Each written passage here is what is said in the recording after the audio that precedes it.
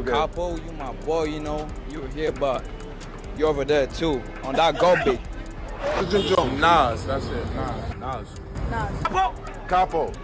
Capo, I ain't gonna hold you. Nah, you're not touching Nas, bro. I put on for the West Coast more than anybody has probably put on for the West Coast and left a legacy for the West Coast to follow to this day. And not saying that they don't have no other big rapper. Shout out to Snoop Dogg, that was one of my favorite rappers, but clearly Pac went out there and really put on for that town. He helped shape the music in LA. Not saying that NWA and all these people, yeah, but when it came to the era of the kids like me that was listening to it, we wanted to go to LA because of Pac. You heard?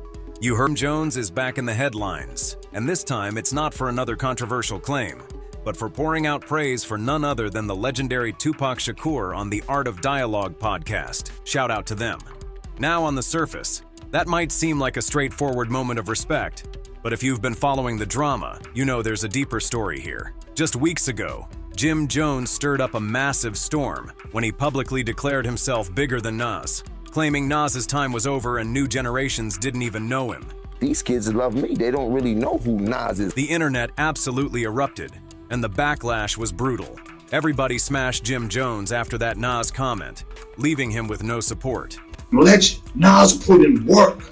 Nas's lyrics. Jim's not even fucking close. The shit Jim says doesn't even make sense compared to what Nas has done for our culture. Hip hop, don't you stupid motherfucker. No, you dumb, idiotic, wanna be entertained. Are you crazy? Dips ain't gonna take you over Nas. Nobody from the Diplomats but you. Hold on, you ain't got with Nas. That's your two. Hold on. Bro. You too small. It got so bad that he later had to confess the whole Nas narrative was a calculated move just to go viral and get views, admitting, Man, I didn't know how many people love Nas.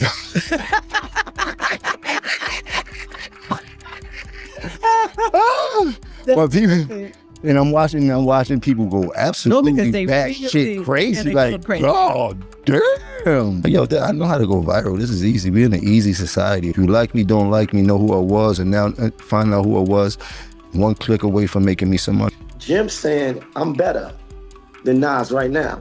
He's saying he's better than Nas right now because why? Because it creates conversation. You just ask me. So, with that embarrassing episode still fresh, is this sudden 2Pac worship just a strategic play to win back the fans he clearly misjudged? Pac started putting a whole new flavor on this. We wanted to go there. You heard? After we saw Boys in the Hood and all that type of shit, we started getting open off LA, then Pac just started opening it up to a whole nother level of shit. You heard? Like, you heard? And here's where Jim Jones gets real interesting. He starts talking about 2Pac, emphasizing how Pac is undeniably a West Coast rapper, no matter where he was born or where he came from. He's an LA artist, pure and simple, according to Jim. We know Pac for West Coast, you heard? Built out, went to LA and went crazy. I don't know him from no other place. I know they'd be like, he was from the Bay, he was born in New York, and like, you dig, that's cool, but what I know him for, what the majority of people that of my age know him for is for that West Side, that LA blush. If you know Jim Jones's history, you know why that particular point hits different.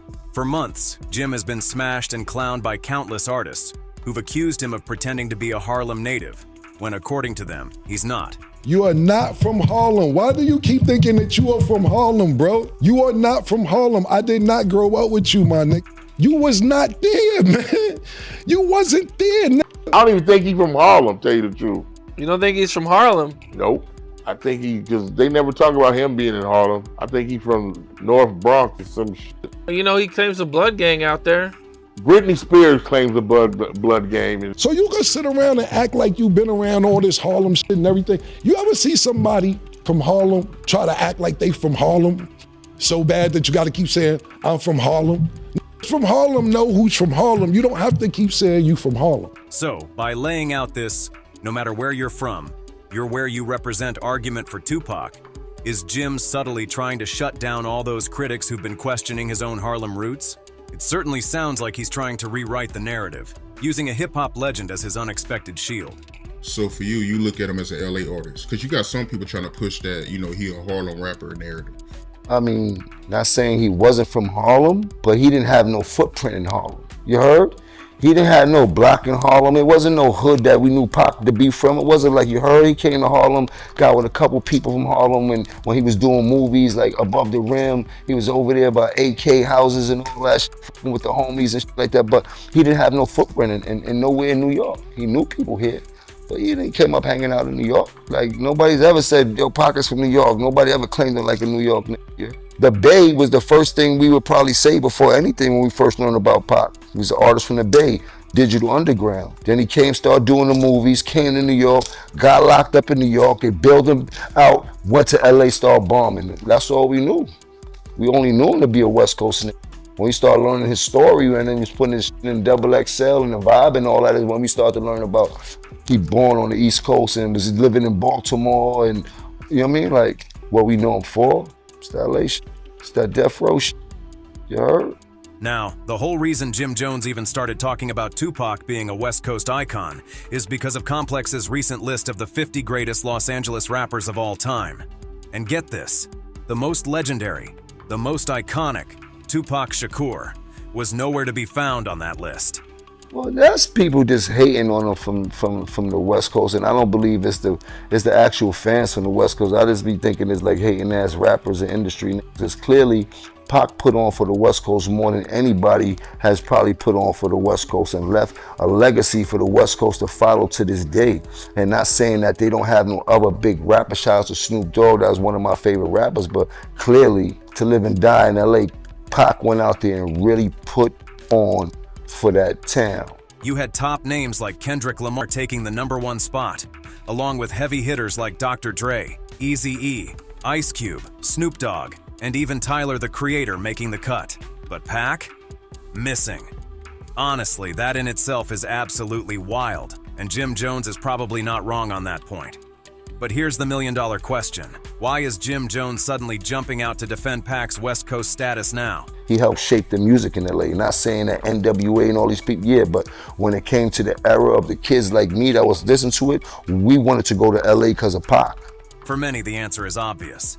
He's making a calculated move to win back those fans he completely alienated when he talked all that trash about Nas just weeks ago.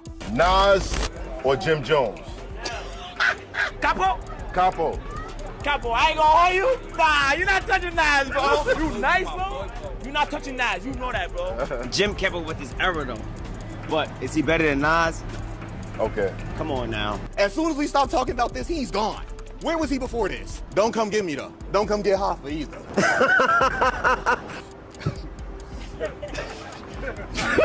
Don't look at that. Nas or Jim Jones?